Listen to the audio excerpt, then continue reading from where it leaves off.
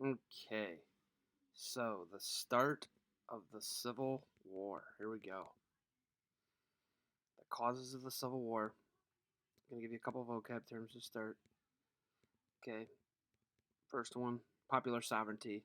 The idea that people have a vote to decide an issue. That is what the big thing that Southerners are going to want to do in regards to slavery. Let the people decide if they want to have slavery or not. Compromise. Okay, well, obviously this is reaching an agreement. Each side to give up a little something, and you negotiate. That's what a compromise is.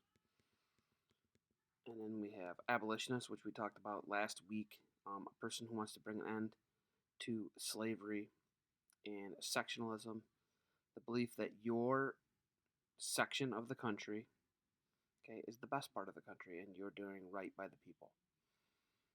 You know what's best for the whole entire nation, okay? North versus South. There's two sections, North South. Okay? We have fugitive, person who's running from the law. That's what they're going to start making a lot of the slaves. They're going to make a Fugitive Slave Act. Secede, to move, remove yourself or break away. That is what the South is going to do to the North. It is going to secede. Last two. An arsenal is where we store ammunition, guns, cannons, and machines of war. Martyr, a person who dies for a cause, as John Brown does for abolishing slavery. First thing, quick review. Missouri Compromise of 1820. This is going to enter Missouri as a slave state. Maine will enter as a free state, and it keeps the balance of free and slave states in 1820 between the North and South equal, and then it allows some of the territories to decide whether they want to have slavery or not.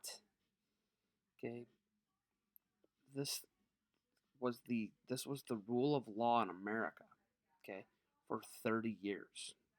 In about 1850, you're going to start seeing here. This is a timeline from Missouri Compromise 1820, and you're going to start seeing how relations broke down between the North and the South.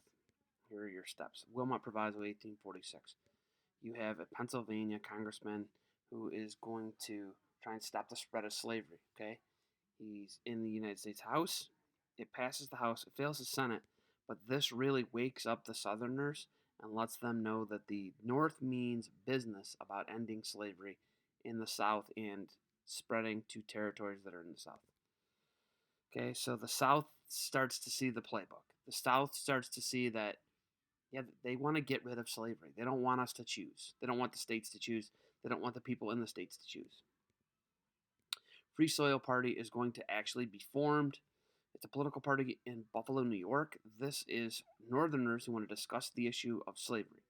This is the first party that was formed as a sectional party, and they picked Martin Van Buren to be their first candidate for president. Okay, so Compromise of 1850. Here you go, more compromise. So we went Missouri Compromise. We're gonna go 30 years later, right? Another compromise comes. Here we go. This one's gonna have 5 parts. Okay, California's gonna enter as a free state. Okay, the area from the Mexican Cession, all right, divided into Utah and New Mexico. Slavery was to be decided by the people there. They were going to vote on it. Okay, this Compromise of 1850 ends slave trade in Washington, D.C. Okay, makes strict fugitive slave laws. So that means the Northerners who are helping slaves escape from the South to the North, they can be found guilty and put in jail for helping slaves, and they're supposed to return them. Okay, this is going to settle the border problems that New Mexico and Texas have. Okay, fugitive slave law. That same year, it's a part of the compromise. Okay, what it says is citizens are required to catch runaway slaves and return them. If you do not, you will be given $1,000 fine and 6 months in jail. Judges receive $10 if they return the slave and $5 if they freed him. So where's the incentive to do there? The incentive is to, obviously, you're losing money if you're a judge if you return a slave rather than set them free. Um, and what you're going to find is you're going to have free slaves who are going to be returned into slavery who had bought, won, or earned their freedom. Northerners mostly tried not to comply with the law, but were obviously, you can see $1,000 fine, 6 months in jail had they not complied with the law. It starts to ramp up with Uncle Tom's Cabin and Harriet Beecher Stowe in 1852. This is a novel that is a story about the evils of slavery in the South. This book is basically banned in most places.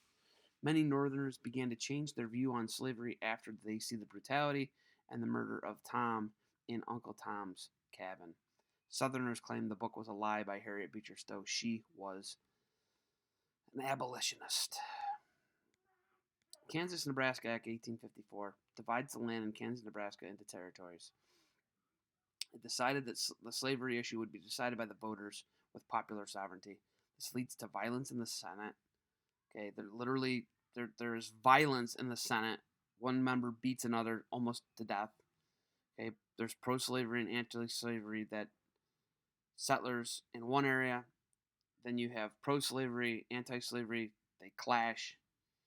Okay, and what Northerners claim is the Kansas-Nebraska Act repeals the Missouri Compromise.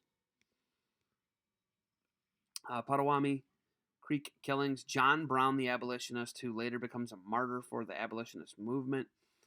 Him and his sons decide to take matters into their own hands. They go to the Potawatomi Creek and pull 5 pro-slavery proponents out of their beds, men, and they murder them. Okay? John Brown says, "This is what God told me to do." Many of the Northerners cannot believe that this John Brown character is using violence to end the slavery. Dred Scott decision. This is a big one, folks. In 1857, Dred Scott was a slave, okay? He lived in free territory with his owner. His owner moved back to the slave state where he was from. Owner dies. Dred Scott's he's free, essentially. He's in free territory, okay? Scott is arrested. They send him back, and they're like, "No, you can't be, you're not free. Who's your owner?" "Well, my owner died." "Okay.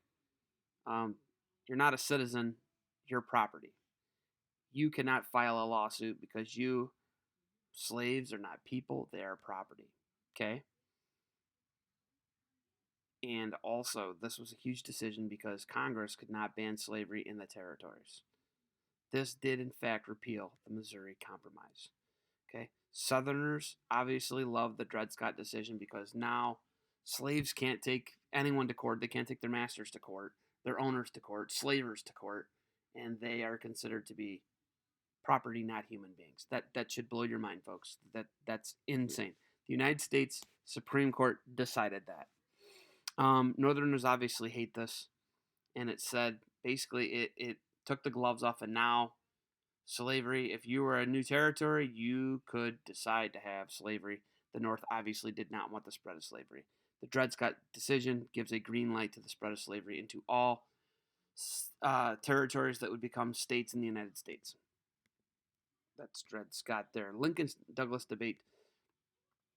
This is going to be a debate between 2 presidential candidates for the election of 1860 and 1858, and you're going to see the clear intentions of the Republican Party that Lincoln is a part of. Douglas is a Democrat, and Douglas believed that all slavery issues should be decided by the people with voting.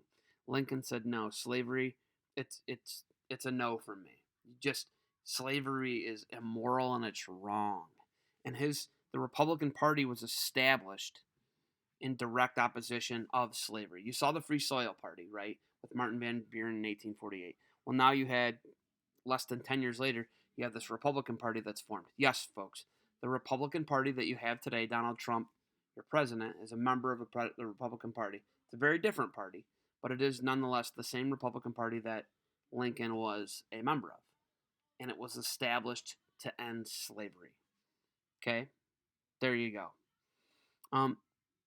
Lincoln also believed that slavery was going to tear America apart, and he was obviously correct. Okay. Raid on Harper's Ferry by John Brown, the abolitionist. He goes and he tries to start a slave revolt, and he attacks an arsenal. An arsenal, once again, if you saw the vocab terms, is where we keep a bunch of our weapons, right? Problem was he took 5 slaves with him, Okay, 13 whites, and none of the slaves revolted.